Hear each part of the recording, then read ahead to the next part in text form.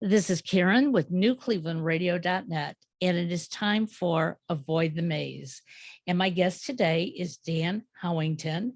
And when I read Dan's bio on Podmatch, I loved the first couple sentences where he says, I was always intense, driven to be successful, to drive the coolest car, live in the best neighborhood, have the prettiest wife, and 2.5 kids. And you know what? My dream was somewhat the same. When I was probably around 11 or 12 years old, I remember saying to my mother one day, when I fall in love and get married, I'm going to live in that house down the street. Okay. Right. And on Friday nights, we'll come for dinner. And on Sundays, you can come for brunch, and have this great, vision of what my life was. Right. And maybe about 9 years later, I called my mother and I said, I'm getting engaged, and we're going to be moving to Philadelphia, and I don't know where we're going to go after that. And I don't know when we're going to have kids. And she said, you're not going to live down the street? And I said, no. Yeah. And I started spreading my wings. Now, where I ended up going wasn't the best thing for me, and many things have changed. And I'm sure that's what we're going to be talking about today. We can plan that future as much as we want, but there are outside forces that change us along the way. Right. So, Dan, one of the things that I noticed is you have psychological background. At least you like to read books that are based on psychology. What got you to where you are today? I mean, what was that oomph that said, hey, this is what I want to do? Time to do something different. Yeah, no, great question. It's interesting. I was always sort of fascinated about how to be more self-confident. And I was always one of those people that overcompensated for feeling a little bit, not accepted and, kind of not normal. Like, I didn't naturally fit in. I always felt like I had to create a reason why, right? Like, either be the center of attention or do crazy stuff as a kid or whatever it was. And really, I think that plays into your professional life. I think when you're feeling that way, your choices are to become introverted or to be extroverted and sort of like force the issue and, be so crazy and so funny that people just have to love you, right? And so that's the path I chose, right? And as I got more involved in my career after college, and I was striving to be significant. One of the major drivers that we have, according to the psychologists, and when we talk about Maslow's pyramid of needs, it's very similar, right? But really, it's significance, being somebody, and you sacrifice almost everything else for that, and you use the wrong metrics for that. And it's like you and I were discussing briefly. You think, all right, well, so I hear people talking about so-and-so's car. Well, I'm going to get one of those, I'm make sure I can do that, right? And where you live is the important thing. All these external goals that you set that are, you think, and when I check that box, I'll be happy. When I own that material thing, I'll be happy. And I think there was a certain part of my career just recently in the last 5 years where there was a reorganization of folks at IBM, and I had a good career. I was doing all the things I wanted to do. But during this sort of, I don't know if you would call it conflict, really upheaval, really unexpected change, I think it causes you to think, when you're sitting in the airport at 4 a.m. and you have a wife that you love and just really miss at home, who worries about you, who's got separation anxiety, and you start thinking like, what am I doing? Why am I doing this? Is this really fulfilling me in the way that I find meaningful? And so that's kind of where you start looking at what made me happy. What did I enjoy? And I was a sales leader, a senior salesperson most of my life. And I enjoyed helping other sales reps feel better about themselves and kind of step over a lot of this pressure we put on ourselves. The quarterly, QBRs and all the pounding and all the, and just take a look at how do you elevate what you do, and how do you create. Now, I'm not even going to say create. How do you clarify your happiness? Because your happiness is not my happiness. There's probably Exactly. 5.5 billion ways to define being happy. And you don't have to look like your mom or your dad. Your life doesn't have to look like John's down the street, or Bill, who's your cousin, who talks about how much money he makes, or, you have to decide what makes you happy, and you have to clarify. And I'll tell you, sometimes you can be 45, 50 years old and not know. It's like you look good on paper, you got all the boxes checked, right? You should be ecstatic, right? Right. And you're, Absolutely. and you're like mad and frustrated all the time, and you're drinking too much, and you're, not sleeping enough, and you're traveling. Oh man, everything on the outside, people would say you're doing great, and inside you feel empty and frustrated. And that's no good, So you gotta have a long talk with yourself. So at Well, that point in time, that's what I did. So yeah. So as I'm hearing you say this, for a long time, I didn't know what I wanted to do. I really lucked into a position at a nonprofit college. And I loved what I did, right, hated the culture. I knew it from the beginning, but I was sort of told, don't worry about that, because, you are going to create what you need to create. And I did in the beginning, and right, that felt good. But as time went on, it was like I was like hitting my head up against the wall. right, But I still liked what I was doing. And I kept looking forward, thinking the harder I work at this, the better I'm going to feel, right, which was the worst thing that happened to me, because I became so ingrained in my work. When I came home, if my husband or my son asked me a question, it was like, do it yourself. I'm too busy. And I didn't know why I was reacting that way. right. And I remember somebody saying to me one day, what is it about your job that you really like? And I couldn't think about, I had no idea. Uh, I just know that I had convinced myself I liked it. right, And that's when I realized I didn't like my job anymore. I didn't like what I was doing, obviously didn't like the culture. Um, and I knew in order for me to succeed, I had to go on to something different. right. But when you do something for a long time and you are 40, 50, or 60 years old, you Sure. think it's too late. You You're you supposed to do that worry. when you're 20. Oh yeah. Well, no, exactly. And it's an interesting journey in it from each side of the dial. On one side of the dial, it's like I don't have any credibility because I've never done that.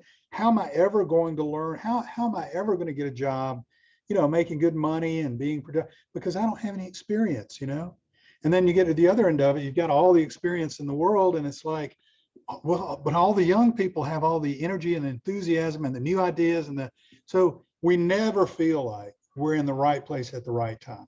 And so Absolutely. I think, what I've learned is it's you have to cultivate that yourself. Like you have to cultivate a belief in yourself that, you know, I have this unique light, you know, and when I allow that to shine, those people that see that and are drawn to that are going to love me. They're going to love me, you know. Even the people that aren't necessarily drawn to it are going to respect me and support me and want me to be successful. Maybe I may not fit in their area, but I'm going to fit because that authenticity has value in and of itself, as well as all the experience, right? Exactly. That you glean. But that's what's hard for people. The thing people need to, I think it helps when people understand too. When you do that, you give other people that you don't even know that look up to you and admire you. You give them permission to shine themselves and to be who they are, right? And Exactly. certainly, within the confines, we can't all speak our mind all the time, obviously, because I don't know about you, but I have some, I have some pretty strongly held opinions that you just can't. And some of them some are right. I think some are brilliant. I'm sure some of yours are brilliant, but people aren't ready for them. Let's just put it Right. that way. Exactly. So, you have to, again, if you want to get along, it's a professional environment, but just being authentically who you are, standing for something. Your values matter. And when you do that, I think you give yourself the best chance to do things that are make you happy, that play on your soul as well as your finances. And so those are the things we always value, I think, that we have to balance. Well, I think society has told us that our value is based on our earnings, okay, Mm, or our popularity. right, Um, and if you're an introvert, you probably are not a very popular person. Okay. People may like you, but if you're not interacting with them, right, you're not going to get that feeling back from them. Um, and yet, if you're an extrovert, um, sometimes that can be annoying to the people around you as well. yes, Um, and I I can know. be a combination of both. So I've experienced it. But what I think is interesting is that how many of us don't have true confidence in ourselves. Right. And Well, I think that's what hurts us the most. right.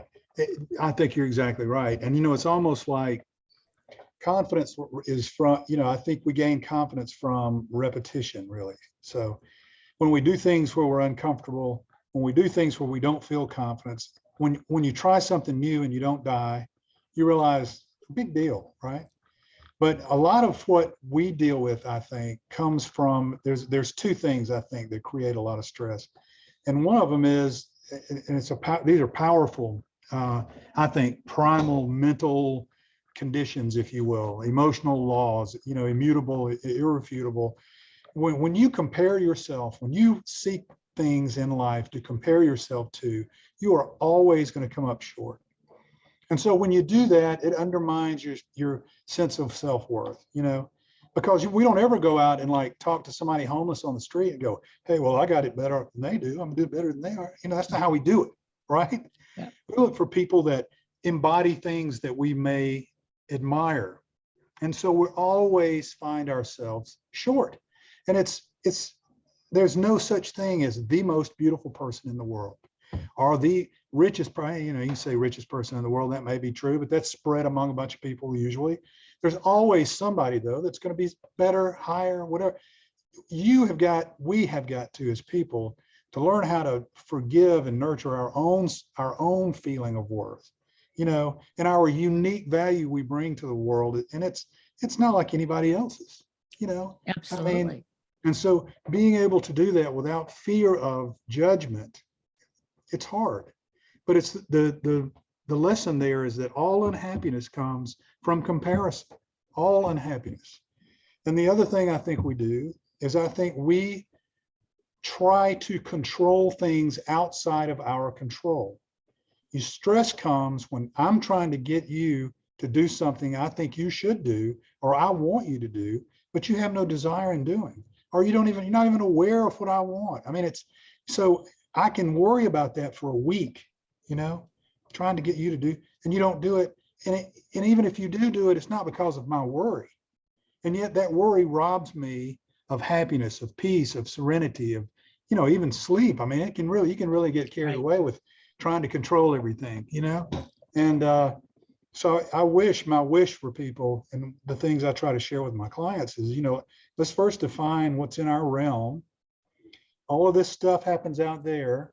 The only thing you can do is respond. You can control the way you respond based on whatever outcome you want to achieve. When you know the outcome you want to achieve, that'll guide the way you respond. But you have to understand you're in charge of that. You're in charge of your peace of mind. Quit trying to control those people. And a lot of these, the thing you were talking about when people, react and they, it can cause people to be annoyed. That's about them and their journey. Right. That has nothing to do with you.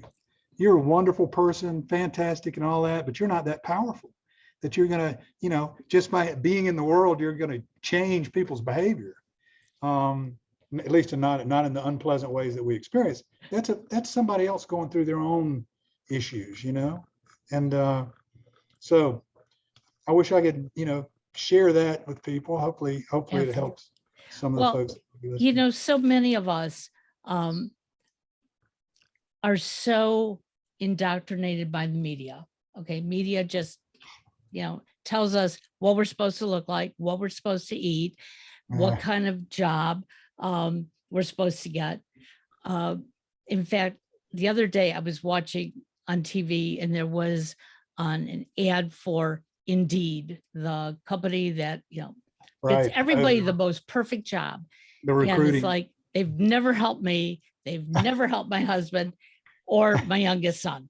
But hey, I keep applying and whatever. But I'm watching it and I'm thinking to myself, I've used this company because their commercial in the media has said to me, they can help you. Right.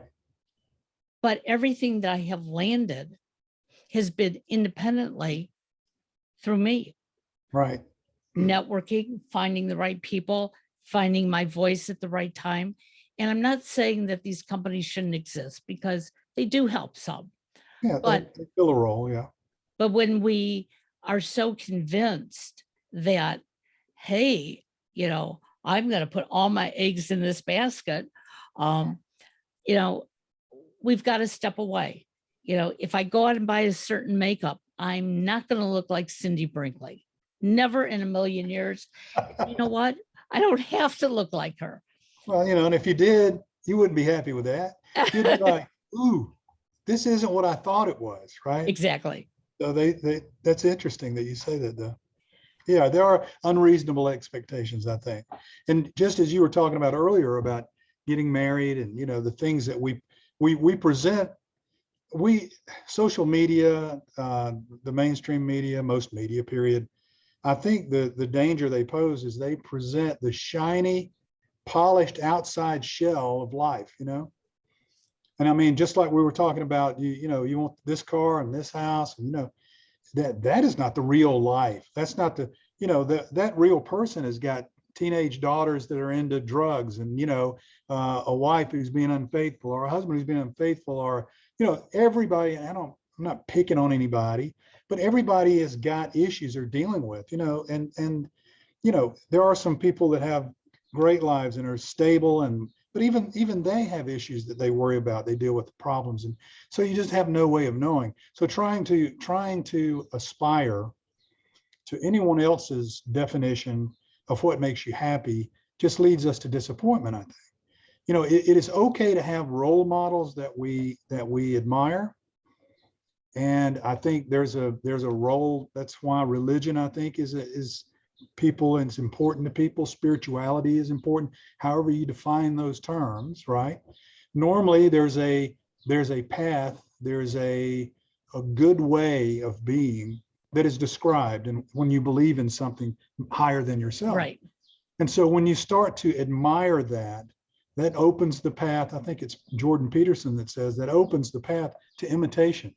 So if the worst thing we do in our life is imitate someone that was a leader of a group of people that lived happy, loved each other, yeah, wow, life could be worse than that, right? So if we have some things like that, it doesn't have to be that area, but we have people in our life that we admire, and we can take the good that they show, and we begin to, aspire to be more like that.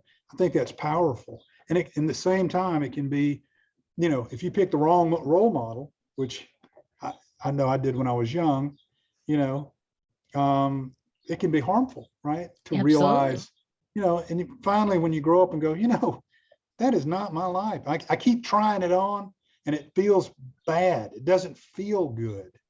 But I keep thinking that's the only way to be significant, is to model my behavior after this person, you know?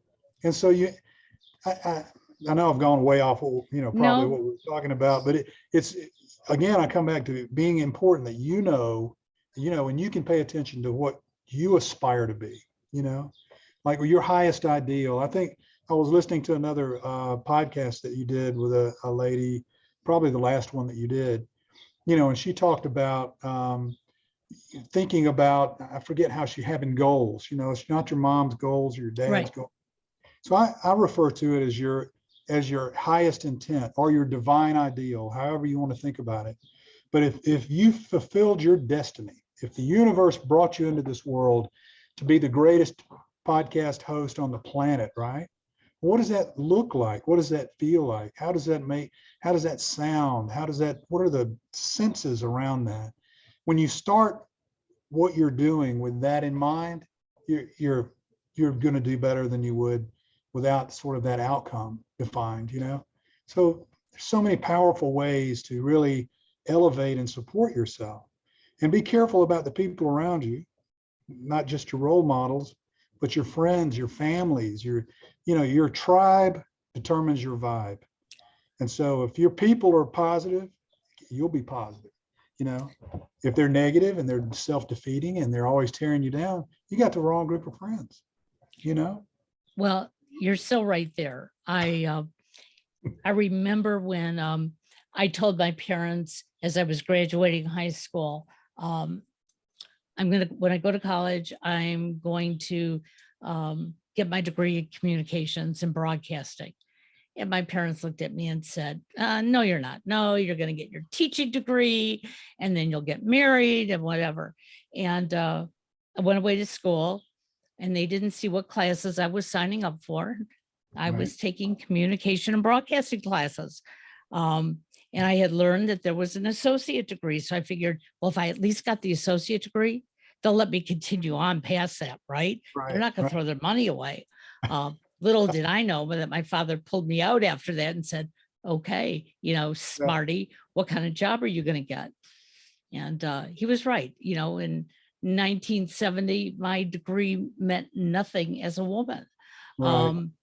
But when I went back to school, when my youngest was graduating high school, I decided I'm going to get my bachelor's, I'm going to get my master's, and don't know what I'm going to do with it, but I need to do it for me, not my Yeah, parents, nobody else. exactly. And it was like, wow, now I have it. What do I do?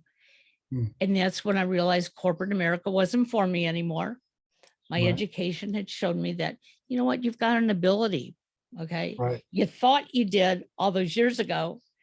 Now do something with it. Right. And I never told anybody what my idea of success was because it changes all Sure. the time. Yeah. And that's what I'm hoping that our listeners will hear, that you might be stuck, but if you can open yourself up, listen to what other people have done, Right. follow a new path. Right. And try to think about it like, the broader your base of experiences are, the more you are able to build on that. Right. And don't be afraid. Look, the whole idea of trying to get a job is you pick yourself up, step away, take a look at yourself and what you've done, pull everything up out of the mud, wash all that off, shine up the parts you want to shine up, and then mentally understand your story in a way that I want to have that on my team. You don't have to be perfect. You know what a lot of things, when I was hiring sales people, I look for people that treated people kindly. I'd meet people for lunch. I'd tell the waiter, mess up this lunch order, would you? Bring something wrong, or, undercook it, whatever, however you want to mess it up. I'll pay you for both meals, when you fix it. And then I want to see how the individual reacts. How do you treat people that are in a service industry, right? And but be kind, be authentic, be who you are. don't be afraid of saying this is my goal, this is my dream, you know. And I know that I'll add value. I know that I'll grow and become even a greater asset the longer I'm with you. And that's what I see with people versus, you know, I have a son, he's older than your son, and that's a good thing because I've got a lot of gray hair, obviously. So I've got, you know, he keeps wanting to get another job, and he just lacks the self-confidence to go out and say, hey, I'm not perfect. Never said I'm not pretending to be, but man, I'm really hungry to learn. I'm really, you know, willing to work hard. I'm coachable, you know, and you have to do it like that. And it sounds like, you know, I think you should be proud of yourself for circling back around to what you really wanted to do.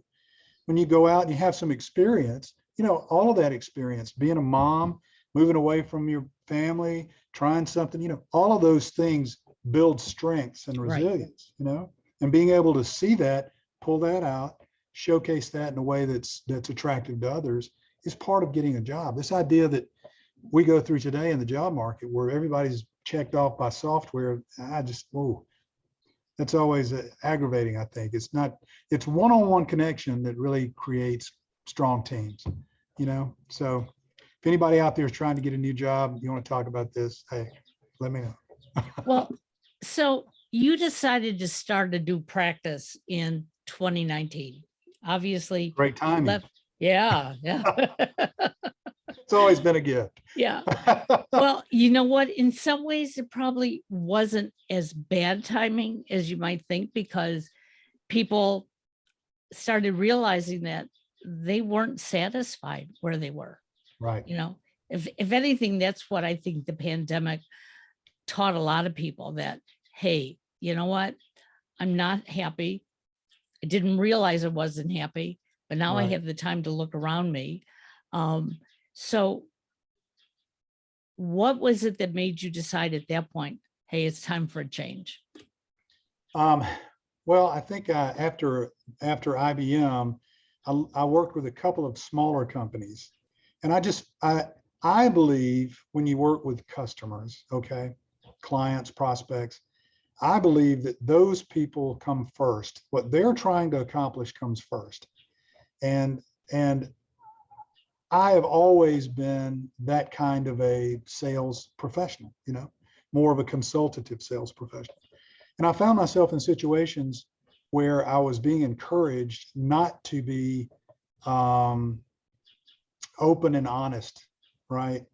And things that I just disagreed with at the core of who I was, you know.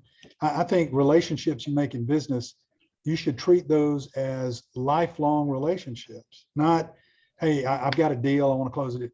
It should never be that way, because I think that is an unsustainable mindset in business. I think you have to sincerely care about people and want to do the right thing. Right. And then the money will take care of itself, you know. And certainly my career proved that out. I could not continue in good faith, just didn't feel good anymore. Probably the same thing you went through, you know, where you had to go, I had somebody that was particularly bad as a manager. And I say bad, I love all people, accept people wherever they are on their journey. But man, if you're not a good manager, it can really ruin an experience. You probably know that too, you know. Right. And he was just not very good at being a manager. And I had to bite my tongue several times. I finally just said, you know, I'm just not happy, you know. So I'm gonna take a little time. I'm gonna figure it out. I had been a lifetime really student of NLP and positive psychology. And I've always been fascinated about, mainly because I had to be honest, to change the way I was completely. I thought I was gonna have a heart attack in traffic, right? You're yelling at other people in cars because you're late, and you know, if it rains and you're going to be 15 minutes out, it's killing me. You know, it's just, then you have to learn how to get a handle on that and redirect it. So in studying NLP, Tony Robbins, et cetera, I came across his life coach training that he did along with Chloe Madonis. And so I took that, became certified as a life coach. The thing that made me happy was helping my reps anyway. And so I've really enjoyed doing that. So I kind of rolled the dice on that. You know, life is too short. And the other thing, to be totally transparent, here I've been traveling most of my adult life. And, you know, I didn't mind traveling, it didn't bother me that much, you know, but my wife really kind of sucked it up for a while. You know, she had an experience when she was very young, and she was very close to her grandmother. I mean, she's a Southern belle, you know, so the ladies get together and watch the soap operas and go shop and go whatever. And that was her experience growing up. And her grandmother lived very close to her. So they were very, her mother, her grandmother, they were all very tight. And one day grandma went away, went on a short ride with her grandfather and got hit by a drunk driver, you know. And yeah, so for her that was very impactful, Right. you know. And so sorry. So I'm lucky enough that we have a really good relationship. Trust me, it took me a couple of tries to figure out how not to be a complete idiot when it came to being a partner or a husband. And thankfully, you know, I figured that out enough that we were very happy. And so she just told me, she said, you know, I just, when you travel, it really, you know, so that was important. Right. So that helped me make that decision. I was just like, life's too short, you know, and the money, it didn't matter, you know. I mean, sometimes when you do what you love, you don't make as much, but you know, the universe provides. If you've got a good heart and you're open to serving, you know, the universe will take care of you and things will come your way. You have to have a little bit of faith anytime you do something on your own, Right. right? Absolutely. You have to believe that you're giving value, and then somebody's going to give you some in return. And that's been true. But it's, you know, it was a little scary, but. Well, and I know when I left corporate America, you know, it was my son who identified that I didn't like what I was really doing, that I was depressed. But I kept saying, you know, your education is getting paid for, because I was working at a college. Right. And he said, so I'll have to take out a loan. I only have another semester to go. And it was like, yeah, but I don't want to do that to you. And he said, but I don't like what's happening to you. And hearing those comments, and when I left corporate America, I sort of knew what I wanted to do, but it was like, how do I do it? How do I become a voice in the media? And somehow, somewhere, I had been writing a blog for a local organization, and a gentleman saw it, and I got a phone call out of the blue and said, you really like to write, don't you? It was like, yeah, I guess, you know, I'm writing. And he said, I'm looking for somebody to work on some company blogs for us. And I said, okay. And he told me the business meant nothing to me. I went out and I did what everybody does. I Googled it, sort of figured it out. And I was vulnerable when I went back to him and I said, okay, I know I can do this, but initially I'm going to make some mistakes because I've got to get to know you and your business. Right. So just doing a Google search doesn't give me enough information. Oh, no. And he said, you're hired. And I came home and I said to my husband, I'm now a writer.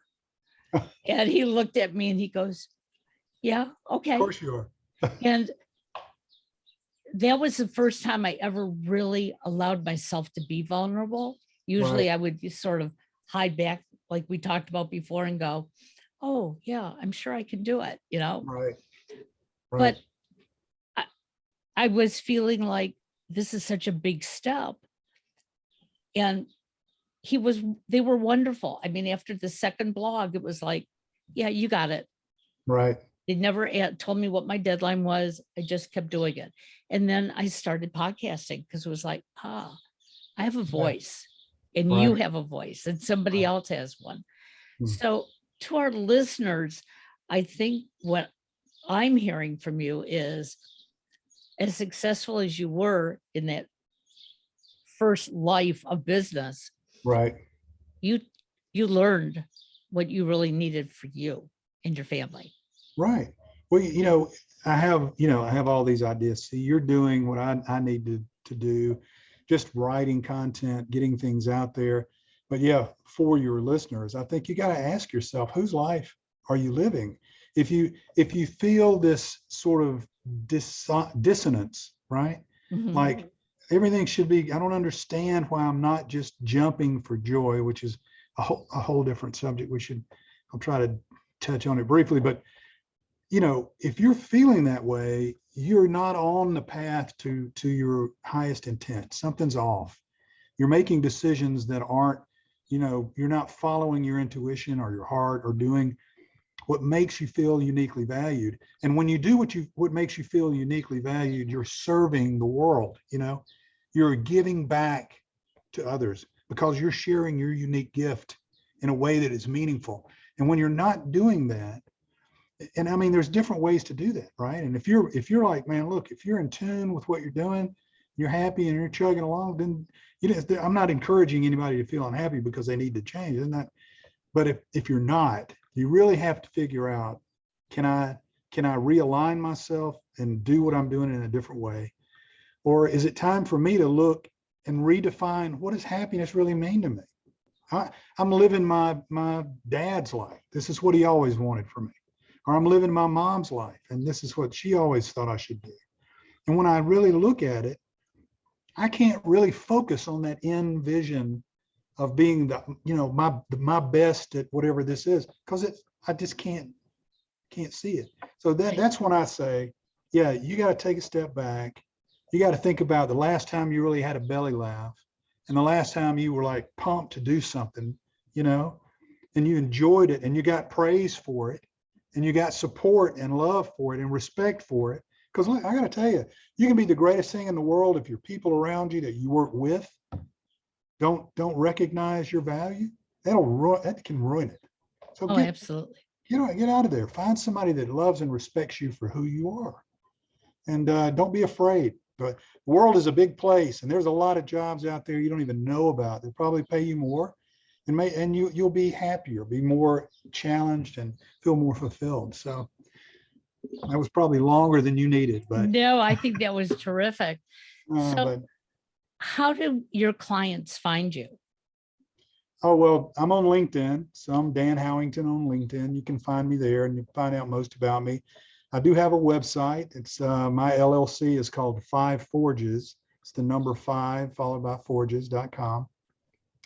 And it is a good example of how, sometimes when you're a great salesman, you're not necessarily a great designer or marketer, but it does give you the information about how you can work with me and what I can do for you. And my phone numbers and emails are all associated. And I encourage anybody listening, look, if you're struggling with something, you got an issue, you got a problem, call me up, man. I've got some time. Send me an email. I'll spend a little time talking to you, and we'll talk about it. I guarantee you, when you get off the phone, you'll feel better. Whether you decide to work with me or not, you'll just life's a wonderful thing, and I wouldn't waste it being unhappy. That's my advice. You know. Well, I totally agree with you because, so many of us sit around saying, I wish I had done that. I Right. wish I could do this. Um, and even my own husband, I hear him and I'll look at him and go, stop wishing, do it. Yeah. Don't Okay. wish all over yourself, Um, right? and he'll look at me and he'll go, yeah, but I have to go do this job. And I'll go, yeah, but when the job is over, okay, you Right. have time to do what you want to do. Right. And that is so important to me, um, that, there are going to be things during the day, even in your job, Sure. coaching, that you're going to be sitting there going like, I don't like this part of it. Okay. But that's okay. There's a lot of other good things. Well, that's a good point that you bring up. Exactly. It's people want to be movie stars and they want to be, rock stars and all this kind of stuff. Hey, guess what? Being a musician, man, it's hours and hours of practice and practice Yes. and practice and practice. So everything is yin and yang. Everything is good and bad. Really, the main thing I think is if you find a way to express your heart's desire to do things that bring you fulfillment, think about that. Think about how to do that. And you might be able to do that in your current position. It doesn't mean, it doesn't necessarily mean drastic change. It just means sometimes it's a mindset.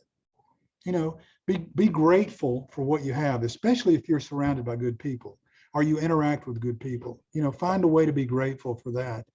And the other side of that is remind yourself what brings you joy. And it may be dancing. It might be walking in the rain.